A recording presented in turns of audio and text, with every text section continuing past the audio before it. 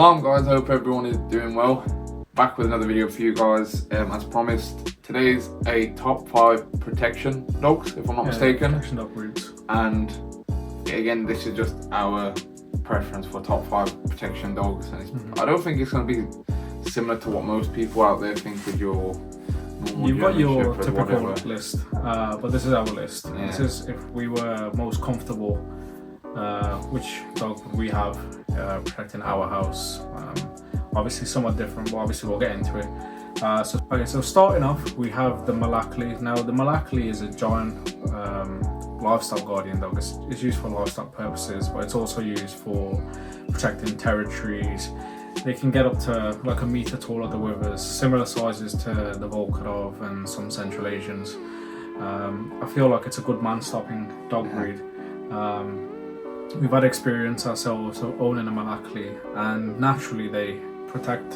You don't have to put it into them, and that's the reason why I've got that on the list. Obviously some of the others, like the number 1 and 2, you got to train it into them from young. They'll obviously have that natural protection abilities, but not as much as the Malakli. So that's why I've got it there. Is it? Have you got anything else? The only downside I'd say to Malaklis from the other dogs on this list is the stubbornness.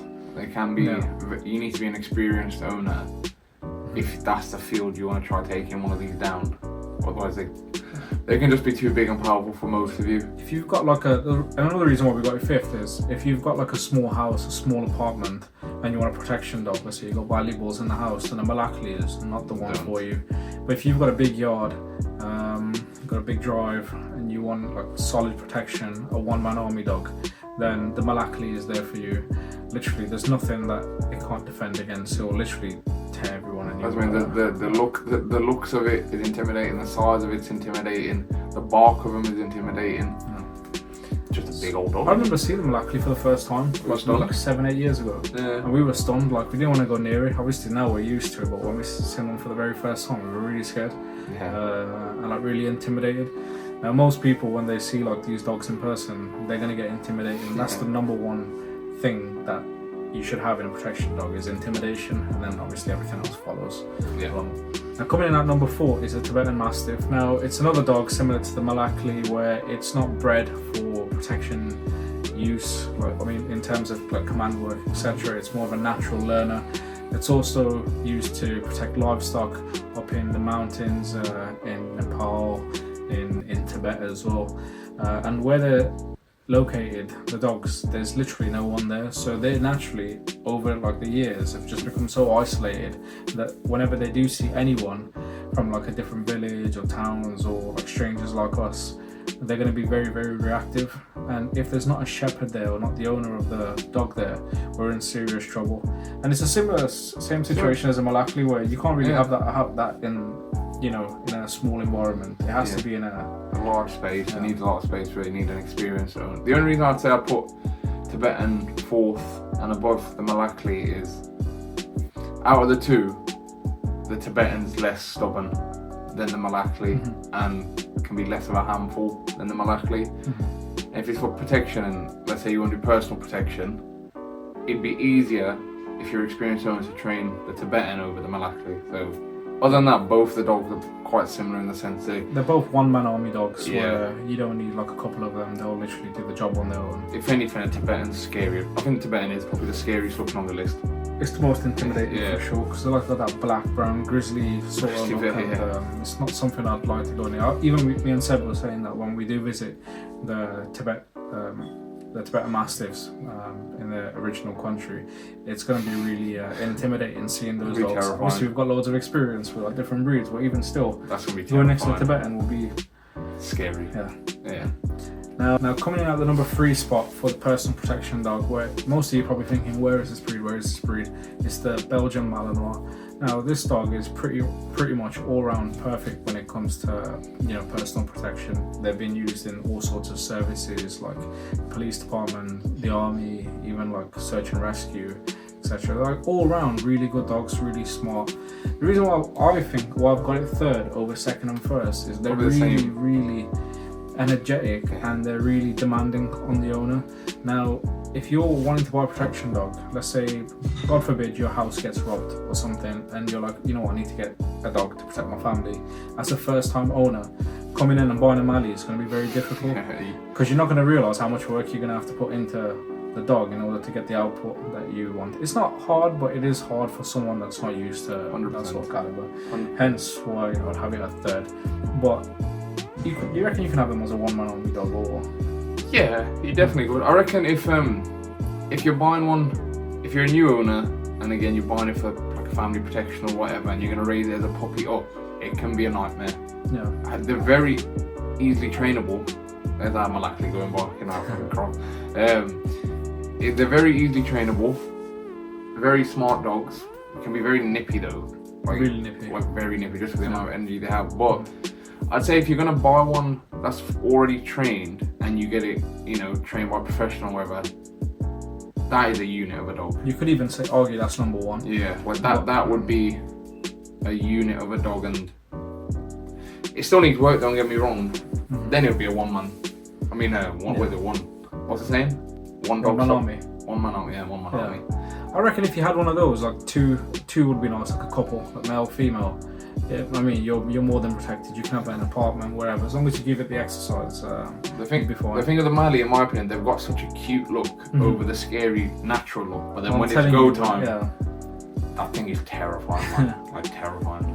I think, okay, so now coming in at number 2, we have the Rottweiler. This is Seb's favourite, so I'll let you talk about it. Me, I just like the Rottie in general. In terms of trainability, they're fairly going as into train when it comes to adapting with your living space, the amount of energy or exercise that they're going to need and whatever. They're a lot easier than the Mali to raise. Yeah, I feel like if you was to have a puppy for a first-time owner, it's going to be a lot easier of a job than, like I said, a dog like a Mali.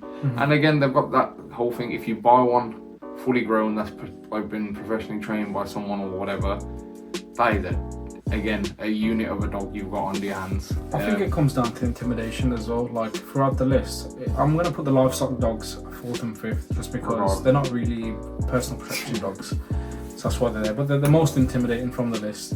Now with these 3 dogs, I think the Rottweiler is way more intimidating than the Mali. The Mali, even when it's not doing nothing and it's just look as cute as it is as well. When you see a Rottie and you see a Mali, you always see the Rotties in like the scrapyards. The scrapyard. You'll see them in films. There's like the villain dog and whatever. Great dogs. Lovely dogs, but when it comes to personal protection, I'd have them at second just because of the intimidating factor. Yeah, and they're easier to raise than the Mali. They can do just as much work as the Mali. They're used in all services, like worldwide, like in armies, in the police force, like services like search and rescue, etc. So, yeah, I reckon number 2 is a good spot, which brings us on to number 1, which is the Doberman.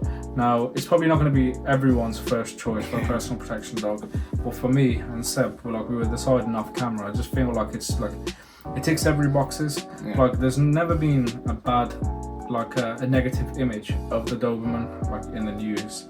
It's always like done what it's had to do, which is to protect. Literally, it's really intimidating to look at as well. Especially with the docked ears. The dock tail and cropped ears. Really intimidating. And they're excellent when it comes to bite work. They're excellent when it comes to understanding like a threat or not, like smell, hearing, everything. Like the rest of them, but I just feel like the Doberman, like it can fit in it's a clean dog. Yeah. It's similar to the Rottweiler in terms of like maintenance, but it needs a little bit more work, I'd say, due to its energy levels and whatever, and the type of build it has. And again, this isn't us saying the Rottie and the Mali aren't good actual protection dogs, but what we're trying to say is if it's a first time buyer going into that field of wanting a personal protection dog or a dog to protect their property, the Mali is going to be too much work in my opinion for a first timer. And then out of the Rottie and the Doberman, I feel like a Doberman's more switched on. Yeah, that's the best way to say it. And it comes to like, if me and Sarah had like unlimited money and we wanted a guard dog, I'm pretty sure we both would pick between a Dobie, maybe a Mali. I don't know if Rottweiler. For me, it'd be if Dobby you're or paying to get something trained as well. I thought, yeah, Dobby or Roy. I know that guy, that Andrew Tate. He, you know that guy in Dubai, sartorial shooter. He's got a Doberman as well. Scary dogs. Well, actually, another thing is they can adapt to like hotter countries as well. Whereas like the Malakli, yes, it can. Tibetan, not as much, just because of the coat. So the Doberman kind of fits in. So do the other two in it, but like the Doberman just does a little bit better. We just like the Doberman. Like I said, subjective list, but that's where we're at with the top 5. So we had the Malakli, we had the Tibetan, we had the Mali, the Rotti, and the Doberman. Let me know what you guys think. It'll be interesting to see what they see in the comments, because especially our last top 5 tier list for the livestock dogs. Yeah. It's funny to see your guys' interactions in the comments to see where you would rank yours and different breeds that you guys put in. But yeah, it'll be interesting to see where you lot put your protection dogs and what different breed you lot would have. Like I said, there's no right or wrong answer. There's like there could be like any breed can be amazing when it comes to like protection, but this is our list. Yeah. Let us know what your list is, and inshallah we'll see you for the next video. Make sure to like, comment, and subscribe. Allah Hafiz.